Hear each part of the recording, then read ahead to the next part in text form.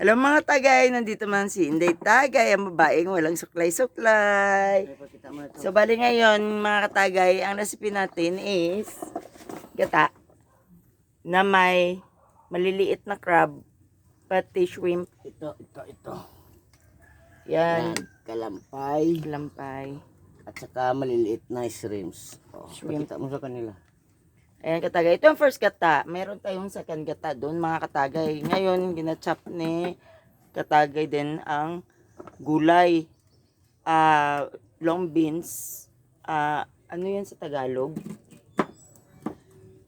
Yung balatong. Batong. Pero actually hindi yan siya Tagalog. Balatong sa Ilonggo or sa Sa Bisaya. Tagalog. Long beans out English yun. Patapos yung kuan natin itong pumpkin. Ang ano gani sa Tagalog ang pumpkin? Kalabasa. Kalabasa, mga katagay. So, gataan natin yan ngayon mga katagay. Matinding sipsipa naman ito ngayon. Kaya mahilig si katagay may ng sabaw. Pero, ito yung katagay na hindi naubusan ng tagay. Alam, kailangan pa ba i-memorize yan? Nandiyan ang nakaiga pa lang. Pinapatulog ko siya. Lagyan ko pa yan ng unan. Kaya meron pa tayo dito mga katagay. Surog na mo kanin. So bali ngayon, tanggalin natin yung kanin. Huwag mo na saraduhin yan. Ako lang, ako lang. Nalinisan. Ako lang ba? Alis ka na kasi dyan. Yan yung second gata natin. Nabilisan na ko. Ginagalitan na tayo. Ipos mo muna. Ginagalitan na tayo ng tatay natin. Ito oh. Hindi yan. Ano man? Kandilo. Saan? Yun o. Oo. Magugas mo na ako ng pinggan mga katagay. Nagkakatay na ang ulo.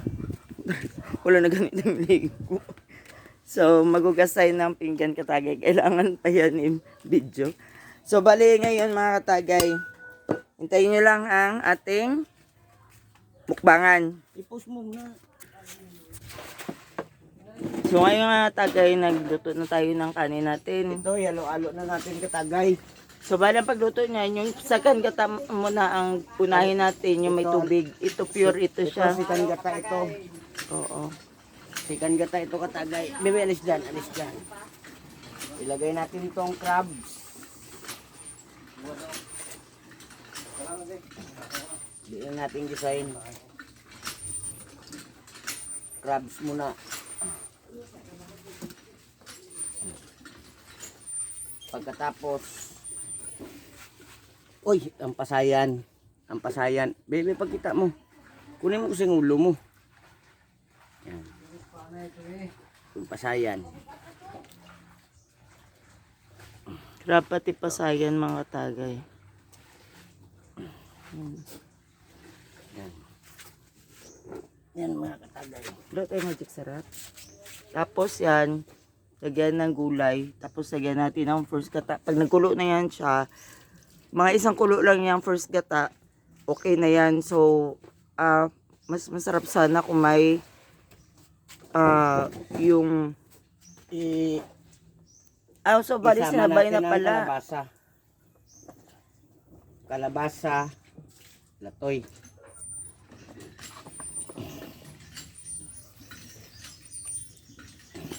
Kung latoy or Alam mo, ang latoy, ang liso niya matagal maluto, maglangto yan. Bala na malata din ang latoy. kuan siya Bala na malata din ang kalabasa. latoy or ano yun? Balatong at saka Batong sa Tagalog, batong mga sa Ilonggo, latoy. Latoy sa Ilonggo, sa Bisaya, balatong, sa Tagalog, batong. Sa English, di na tayo mag-istorya, uy. Binusbid ako. So, ganon. Sinabay niya na lahat. So, tignan natin ang luto. Kasi sa akin, hindi ko sinasabay. Kaya nilalagyan ko ng, ginigisa ko muna. Pero, yun na nga ang luto ng Lagyan natin ng asin Ilonggo. katagay. Ayun, asin mga katagay. Uy, dagat. At saka, magic sarap.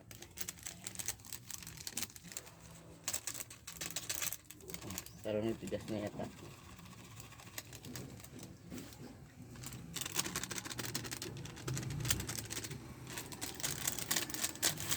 Sili, wala. Ito talaga ng sili. Pwede mo man lagyan ng sili. Naka-request kay Chef. Ay, mapasok ka din.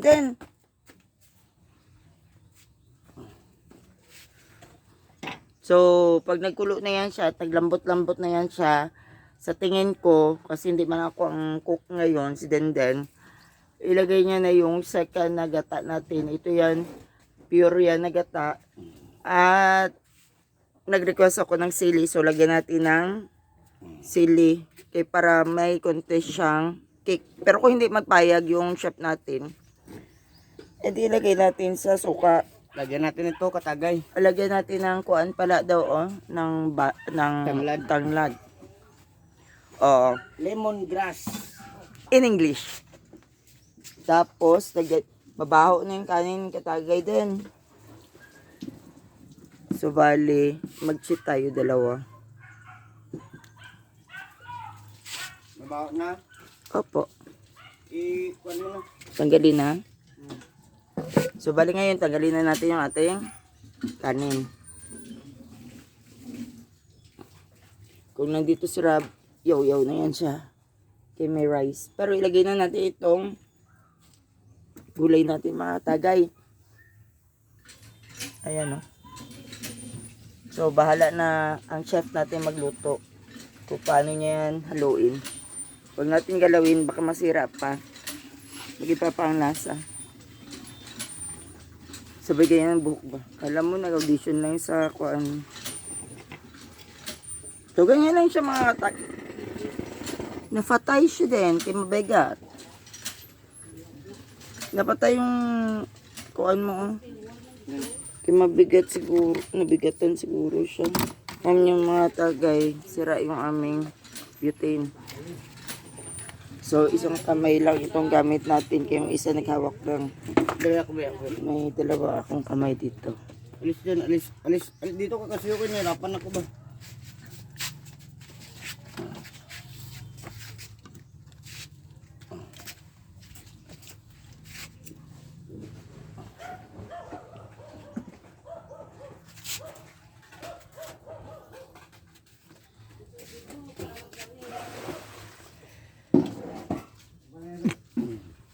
Baho lang kinikili. So mga tagay, ngayon gawin natin habang naghihintay tayo ng ating niluto ngayon para magmukbangan tayo. Tagayan muna tayo. Ay, hoy! Tinatouch mo yung masarap na part ko sa aking kamay. Charos! So,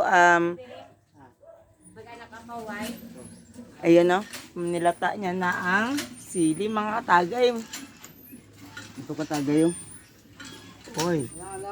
Ang siling demonyo. Yung anghel yan sa akin kay sabi niya na ako ang hari ng mga demonyo. Kaway alay. Namin tawhay yung bra. Yung katagay. Galit siya sa sili katagay. Pa, tugig para malamig. Yan mga katagay oh. Para maglamig. Ako na sa sunod. Sarap yan mga katagay kay may crabs. Pati may shrimp. Gata, paborito ko. Binilagyan pa yun ng sili na pinakapaborito. Yalo So, lang natin katagay kay may pers gata.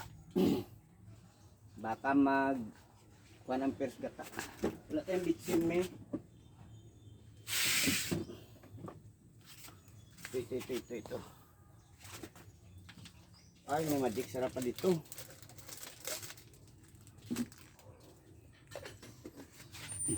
Ang dali lang. ito mga katagay, bro, ito estimate, hindi pareha sa iba ng mga luto. Sa YouTube na makita ninyo na may isang kuan, kutsarita. Ay, sige kadilap. Si, Lindra, si pakita ngayon, mga nakawala sa orasyon, no? Estimate lang yan, ganyan yung mga cook. O, estimate lang tayo, mga katagay. Wala na yung isang kutsarita. Sa panlasa mo na lang yan, mas mabuti kung konti kaysa marami. Kay, yun. Girmihan nyo ng magic sarap. Kasi sa akin, mas maganda kung konti, kaya pwede mo padagdagan. Kung sobra, hindi mo na pwede bawasan. Pero ayun na nalagay na. Sige lang, magtiwala tayo sa ating tigluto. Binabantayan ko siya mga tagay. Baka mamaya lagyan niya ng sabon or ano, charos. So mga tagay, magtagay tayo. Andito yung chat natin mga katagay. Dagdagan natin ng sabaw katagay. Ha? Kunti. Kunti lang. Kaya masyadong maliit. Kaya para pure yung gata. Masyadong maliit yung pes. Iba-iba talagang luto ng Pakita iba-ibang mo. tao. Napakita ko na din. Hmm. Lagyan mo pa yan mamaya ng Kunti isang lang kay- gata. Maglasa yan sa pag mamaya na ang final na ano. Final countdown. Final na timpla ng asin at saka bitsin. Wag na din. Tama na din. Madali lang At yan tingin yung ko, makuha. tama na. Hindi na. Dagdagan pa. Okay mga katagay, hintayin natin ang luto ni katagay din. So bali, habang naghintay tayo, paulit-ulit. Lagyan ako ng tubig. Bilinisan mo na. Lagyan ako tubig din. Hindi mabigat. So wala kaming kuhan dito lalagyan ng tubig. So basbaso na lang ito. Kung gabi, walang ilaw, mata-mata na lang. Mga tagay, please subscribe sa aming channel. Salamat, nag 180, 19 na from 61. So, malaking tulong yan sa amin. Pati may ads na kami. Please, huwag nyo skip yung ad nyo. Please, piso pa yun. Sayang. Pambili pa yun. Tanghalian ito katagay. Oo, tanghalian na ito ngayon katagay. Pero, hindi mawawala yung leftover natin mga katagay. Meron pa rin tayong leftover na bulad. So, masarap ito isabay sa bulad. Mamaya, yan mga katagay. Bulad. Pati, Embutido. embutido. Pati bulad. Bulad, ito shrimp, kagabi yan. So, pwede na natin yan papakin kay kuan. Papakin ko na lang yan kay yung shrimp. Pang sumsuman ko. Oh, gutom na yung mga aso natin, mga katagay. Oh, naghintay na sila. Naamoy na nila. Pero actually, hindi sila pwede yan. Pero meron sila doon sa taas, mga katagay yun. Oh. Yan oh, food nila sa taas. Eh, Tambo naman at saka sa sunod katagay. Hindi pa uso ng kawayan. tambo. Anong tambo? Tambo naman at saka suso na may gata. Hindi pa ako nakatry niyan. Pagkatapos may tugabang. Yung madulas. Marami akong nalalaman dito na luto na hindi ko pa na-try sa buong buhay ko. Kasi yung mga kinakain namin sa bahay, usually, mga yung basic lang, yung mga tambo, mga... Tambo gani, tambo. Ano yung tambo? Yung Yung... kawayan. Oo, nakakain ako yung katagay. Kaya first time ko nakatry yan doon sa kabila. Pinakilala niya ako ng tambo. Pati first time ko rin na-try mga katagay yung... ano yan yung... Bagungon. Hindi yung Bagungon yung kinain ginagata natin. rin na na-inlove ako sa luto ni Noel na ano to, yung Abalong. abalong yun. So, Yung gabi na abalong. oh, gabi. So, sa Tagalog, Takway. gabi. Takway. Yun na, yun first time ko lang din natikman. Ngayon, ito, hindi ko alam anong lasa nito. Kasi, nagaluto ako ng ganun din. Mix siya, pero wala na siyang mga shrimp, pati, ano yan, mga maliliit na crabs. Pure lang siya na may gata, na may pumpkin, pati yung long beans. So, ngayon, tignan natin. So, panibagong recipe naman ito. Pwede ito lagyan ng dahon katagay, balunggay lang. Malunggay. Pwede daw lagyan ng malunggay. Maghanap kaya ako ng malunggay. Mas masarap siguro.